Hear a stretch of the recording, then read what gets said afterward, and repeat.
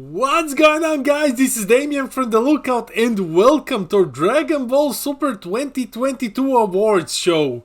Yeah, this is the first iteration and I'm excited to do this. So if you're excited as well, hit that like and subscribe button and let's try to get to 3,000 subs by the end of March. Yeah, pretty optimistic. Anyway, roll the video. Card Market is Europe's largest platform for all TCGs. Always find the right cards by buying and selling them across Europe with other players and collectors. Be it singles, boosters, booster boxes, or any other accessories, you name it. Card Market is the place to get them safely, securely, and readily available. As with all of our videos, let's start with a breakdown. So, welcome to our first Dragon Ball Super Card Game Awards.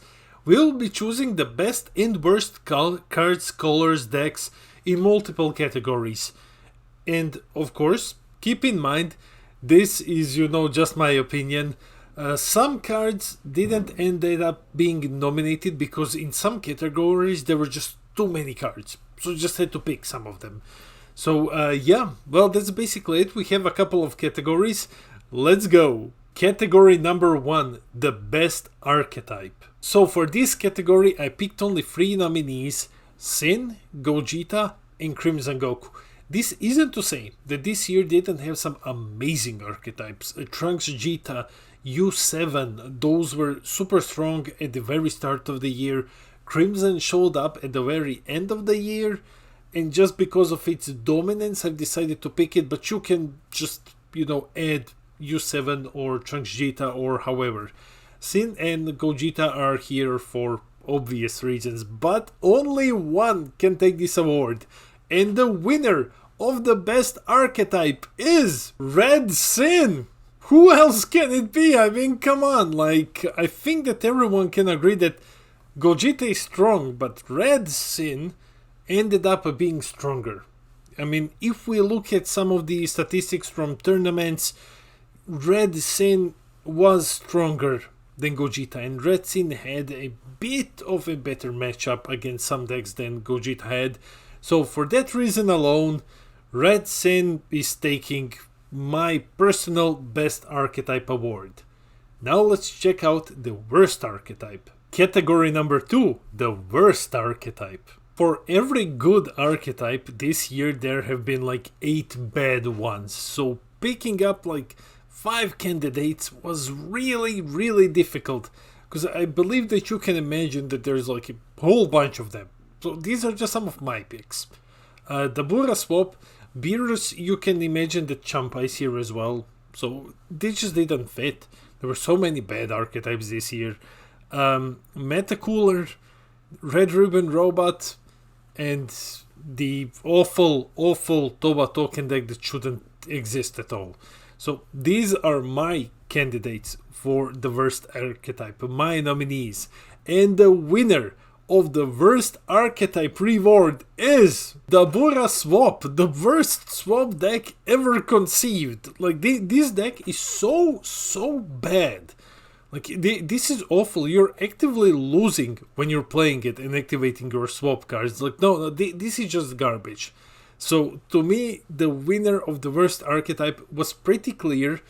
Although, the other candidates, they're pretty close, I was going back and forward between this one, the Toba deck, or the Red Ribbon Robot, because they're all equally bad. But I think that, to me, personally, this award can go to no other than Black Dabura Swap. The best secret rare of the year. There have been a lot of awesome secret rares this year, so I picked 4. The original God Rare, the SSB Vegeta, Beast Gohan, Gohan Piccolo, and SS4 Vegito. All of these are really, a step above the rest, but only one of them can get the reward, can get the title of the best secret rare of the year, and that one is SSB Vegeta, the original God Rare. Yeah, okay, so some people might be thinking dude, really? This over Gohan, for example? But yes, I think that this one is by far the best SER printed this year. This is the baby hatch for red. This card is insane. Like, it's so play ever since it came out. It has been the definitive red secret rare. It really, at the time when it came out, it did like everything you wanted a red secret rare to do. And it still does everything that you want a red secret rare to do. So yeah, in my opinion, the best SCR of this year is SSB Vegeta. Now let's talk about the worst secret rare of the year. The worst secret rare of the year is Invaders WoW. Like, it's not even close. Just putting anything else as a potential candidate in this category would just be needlessly shaming any other card. Like, nothing is as bad as Invaders WoW. Nothing that came out this year is remotely as bad as this piece of shit. Like, this is just awful. Just if you have this card, just like tear it apart. Like, it's awful. It's an embarrassment that this card costs as much as it does on card market right now. Like, this is just garbage. Garbage. And I expect the price to jump a bit because of the cooler support, but you'll never run this in cooler. Like, don't buy into that. Just like throw it away. Do yourself a favor. Like, yeah, this is definitely the worst secret rare. The other candidate was from the same set, Ultimate Squad, the Auto Z, but like Invaders WoW was just so terribly bad that I couldn't nominate Auto Z. Auto Z is locked into one deck, which is trash, so you know that's why it's bad, but this one is just all around like no. Just no. So yeah, this is the worst secret rare of the year. Continuing the trend of things that just made us go, oh god, why? The biggest disappointment of 2022. This category is for the cards for leaders that made us go like, okay, this is going to be awesome. And then it just fell flat horribly. Now, I was thinking of making a big haha funny and just putting a green as a color in general in disappointment, but that was way too easy. So this is also why we don't have the best color award, because it's also pretty easy. Anyway, to me, my 4 nominees are Great Priest, because I am baffled. When I saw this, I think that a lot of people, write in the comments if you felt the same way. When we saw that this leader is coming, we were like, oh man, like this is like the second strongest character in the franchise. Like, this deck has to be amazing.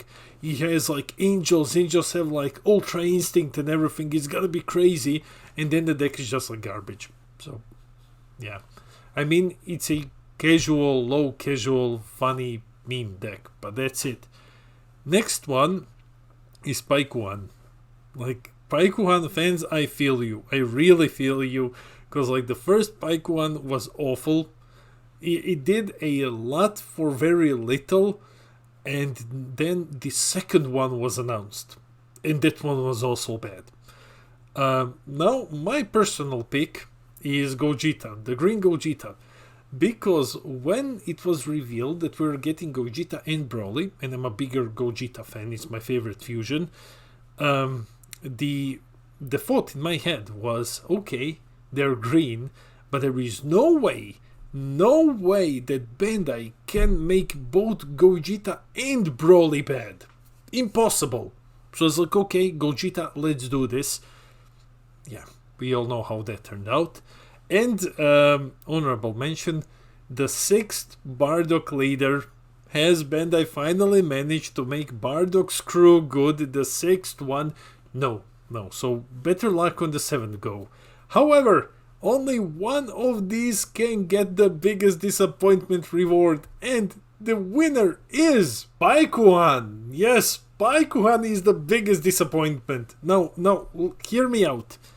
Honestly, I thought of just putting Gogeta there, but that's my personal disappointment. I feel that a lot of people were disappointed with Paikuan.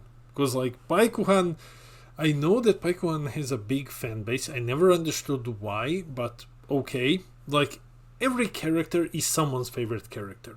Completely understandable. Baikuhan isn't mine, but still. So I know that a lot of people were hyped for this one, and it ended up being so bad. It ended up being complete trash. So yeah, Baikuhan fans, I'm so sorry. I'm so sorry, and I believe that all of you are disappointed, as disappointed as I am, because I also thought like, okay, this was gonna be cool. Maybe next time. Maybe next set we get a red Baikuhan, and then that one is awesome. That one is automatically broken. We will see. The best set of the year. BT16 Realm of the Gods. I mean, like, come on. Could it have been anything else than Realm of the Gods? Like, yeah, maybe Dawn of the Legends. But my personal pick is this one. So look, it gave us U7, Crimson Goku, and it gave us Trunks Jita, all in this set. It gave us Crimson Trunks, is Super Saiyan God Trunks, which wasn't like the best, but it is still one of the best latest Black decks. It gave us Realm of the Gods cards. It gave us the first God Rare, which is amazing, which is the best SCR this year. Yeah, I think that as far the set had its lows, but highs outvalue the lows.